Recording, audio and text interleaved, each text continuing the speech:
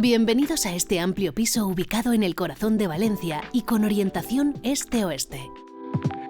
Se encuentra en el Paseo de la Alameda, cerca del Palau de la Música y a unos minutos del antiguo cauce del río Turia, hoy convertido en el gran pulmón de la ciudad con zonas ajardinadas para ocio y deporte. La vivienda, con 260 metros cuadrados, cuenta con zona de día y de noche claramente separadas.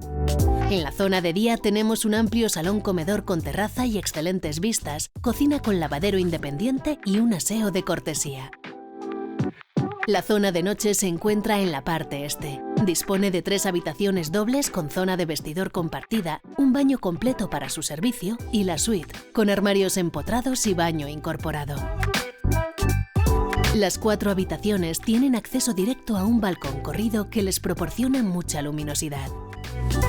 La vivienda cuenta con 2 plazas de garaje en el mismo edificio y servicio de conserjería. Si estás buscando una vivienda en la ciudad con excelente ubicación, esta es tu casa. Contáctanos para más información.